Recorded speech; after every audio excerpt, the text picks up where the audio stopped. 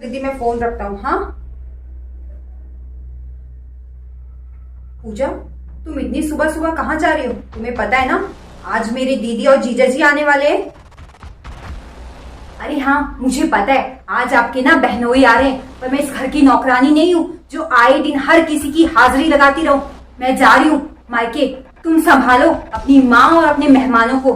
हाँ तुम्हें जाना ना तो जाओ, मैंने तुम्हें कितनी बार समझाया कि ये रोज रोज ना मेरी माँ और मेरी दीदी का अपमान मत किया करो। वैसे भी तुम घर में करती क्या हो? घर की साफ सफाई का काम काम वाली आंटी करती है और घर में खाना बनाने का काम मेरी माँ करती है। हाँ कमी तो आपको मुझ में ही दिखेगी ना। तो मैं आपको एक बात बता दूं, मैं इस घर की बहू हूँ, कोई नौकरानी नहीं। अरे पूजा, ये घर भी तो तुम्हारा है ना, और घर के काम तो सभी करते हैं। पता नहीं तुम इस घर को कब अपना समझोगी।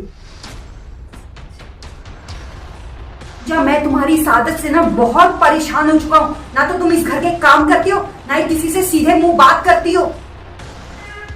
अरे 1 साल हो गए हमारी शादी को, तुम तो ऐसे जताती हो जैसे मैंने तुम पे और तुम्हारे परिवार वालों के ऊपर कोई एहसान किया है तुमसे शादी करके। कुछ जो बोला है ना बोलो, मैं जा रही हूँ मायके। अब मैं तुमसे बहुत प्यार करता हूँ, और अब ये तुम्हारा रवैया ना मुझसे और नहीं झेला जाता। पता नहीं ये पूजा मेरी दीदी और मेरी माँ से इतनी नफरत क्यों करती है, समझ में नहीं आ रहा।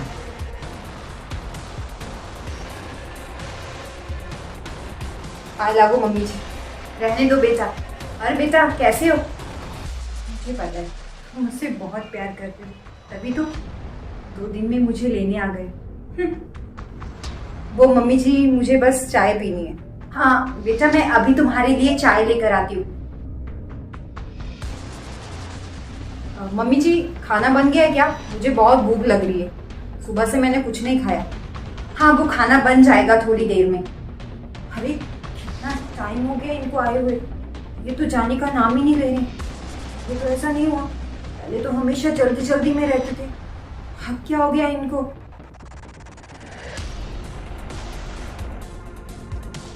बहुत खाना हो गया। मम्मी जी आपके हाथों में तो जादू है, आपने खाना बहुत ही टेस्टी बनाया था। मम्मी जी मैं आराम करना चाहता हूँ, मैं जा रहा हूँ सोने। प्लीज आप 2 घंटे बाद मुझे चाय दे देना। हाँ 2-3 दिन हो गए हैं, दामाद जी जाने का नाम नहीं ले रहे। मुझे दामाद जी से बात करनी पड़ेगी।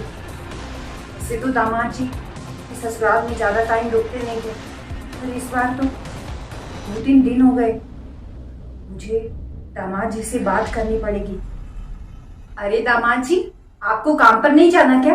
पहले तो आप बहुत जल्दी जल्दी में रहते थे, पर इस बार वो मम्मी जी एक्चुअली मेरी नौकरी छूट गई है।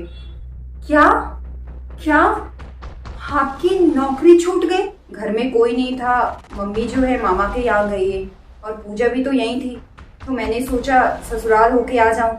वैसे मम्मी जी आपको कोई परेशानी तो नहीं है ना मेरे यहाँ रुकने से? आप नौकरी करते थे, कि कंजूसी से मुझे खर्चा देते थे, और अब तो आपकी नौकरी भी छूट गई। अब तो मेरा खर्चा बिल्कुल ही बंद हो जाएगा। मैं ऐसे बेरोजगार आदमी के साथ अपना गुजारा कैसे करूंगी? माँ मुझे इस बेरोजगार आदमी के साथ नहीं रहना। माँ जी मुझे ना आपसे एक बात कहनी है, अगर आपकी नौकरी छूट गई है तो यूँ हाथ पे हाथ धरकर बैठने से थोड़ी ना कुछ होगा। फिर परिवार चलाने के लिए आपको दूसरी नौकरी तो ढूंढनी पड़ेगी ना। मम्मी जी मैं ना बहुत थक गया हूँ काम करते करते, अब सोचा कुछ महीने ससुराल में आराम कर लूं। और वैसे भी आपकी बेटी भी ससुराल में तो आराम ही करती रहती है। दामाद जी मुझे पहले पता होता ना कि आप इतने कामचोर और निठल्ले हैं, तो मैं अपनी बेटी का हाथ आपके हाथ में नहीं देती। अरे मम्मी जी मुझे लग रहा है ना आपको मेरा यहाँ रहना अच्छा नहीं लग रहा है, पर ये तो मेरा ससुराल है, और ससुराल में रह के मुझे काम करने की क्या जरूरत है? हमें ऐसा निठल्ला दामाद नहीं चाहिए जो हमारी बेटी की जरूरतें पूरा ना कर सके।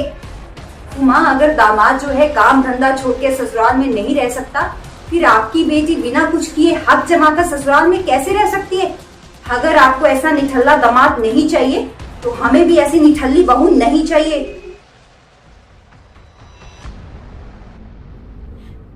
दामाद जी हाँ बिल्कुल सही बोल रहे, मैंने अपनी बेटी की गलतियों को बढ़ावा देकर अच्छा नहीं किया। अगर शुरुआत में ही मैंने अपनी बेटी को ये शिक्षा दी होती कि ससुराल ही तुम्हारा अपना घर है, तो पूजा बेटी कभी ससुराल वालों को परेशान नहीं करती। बेटा, दामाद जी बिल्कुल सही बोल रहे। घर के सदस्यों की जिम्मेदारी परिवार को मिलकर उठानी चाहिए। ऐसे उस परिवार में अपना हक जमाती रहोगी तो किसी के दिल में अपनी जगह नहीं बना पाओगी। घर तो औरतों को ही संभालना पड़ता है ना। और अगर तुम्हारी तरह दामाद जी भी अपनी जिम्मेदारियों से मुंह मोड़ लेंगे तो बेटा तुम क्या करोगे? वो बैठ के तो एक बेटी भी नहीं खाती। तो बेटा तुम तो उस घर की बहू हो, मुझे माफ कर दो, इससे बहुत बड़ी गलती हो गई। माँ, आप बिल्कुल सही बोल रहे हो। बेटा हो या बहू, दोनों को घर की गृहस्थी चलाने के लिए परिवार की जिम्मेदारी उठानी ही पड़ती है, नहीं तो कहीं भी उसे इज्जत नहीं मिलती। सॉरी मम्मी जी, मैंने आपसे झूठ बोला कि मेरी नौकरी चली गई है। वो ये सब नाटक था, पूजा की अकल ठिकाने लगाने के लिए। सॉरी, मुझे माफ कर देना मम्मी जी अगर मैंने आपको कुछ गलत बोला हो। बेटा तुमने तो बहुत अच्छा किया। गलत तो मैं ही थी जो अपनी बेटी की गलतियों को बढ़ावा देती थी। अगर आज तुम ये नाटक नहीं करते तो जिंदगी भर मुझे शर्मिंदा होना पड़ता।